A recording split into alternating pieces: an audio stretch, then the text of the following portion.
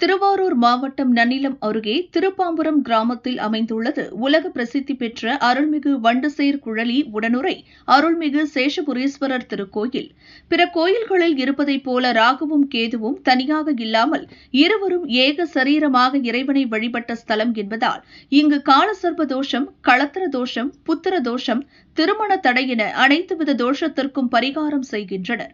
சிறப்புமிக்க இக்கோயிலில் 2025 வாக்கிய பஞ்சாங்கத்தின்படி இன்று ராகு கேது பெயர்ச்சி விழா நடந்தது. மாலை சரியாக 4:20 மணிக்கு ராகு பகவான் மீனராசியிலிருந்து கும்பராசிக்கும், கேது பகவான் கன்னிராசியிலிருந்து சிம்மராசிக்கும் இடம்பெயர்ந்தனர். இதனை முன்னிட்டு சுவாமிக்கு 1008 லிட்டர் பால், மஞ்சள், இளநீர், சந்தனம் போன்ற திரவிய பொருட்களால் சிறப்பு அபிஷேகம் நடந்தது. தமிழகத்தின் பல்வேறு மாவட்டங்களில் இருந்து வந்திருந்த ஆயிரக்கணக்கான பக்தர்கள் சாமி தரிசனம் செய்தனர்.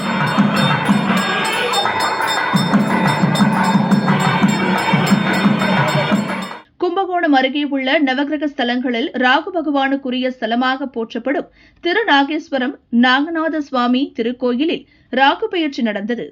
ராகு பகவான் தனது இரு மனைவியரான நாகவல்லி, நாகக்கண்ணி ஆகியோருடன் தங்க கவசத்தில் பக்தர்களுக்கு அருள் பாலித்தனர்.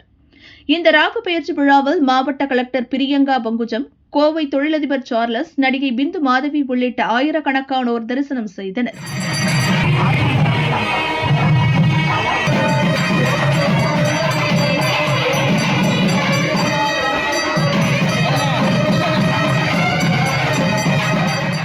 இதேபோல் கேது பகவான் பரிகார ஸ்தலமான மயிலாடுதுறை கீழப்பெரும்பள்ளம் நாகநாத சுவாமி கோயிலில் கேது பெயர்ச்சி விழா நடந்தது. கேது பகவான் 1.5 ஆண்டுகளுக்கு ஒருமுறை ஒரு ராசியிலிருந்து மற்றொரு ராசிக்கு பின்னோக்கி பெயர்ச்சி அடைகிறார். அதன்படி இன்று கன்னிராசியிலிருந்து சிம்ம ராசிக்கு பெயர்ச்சி அடைந்தார். திரளான பக்தர்கள் கலந்து கொண்டு தரிசனம் செய்தனர்.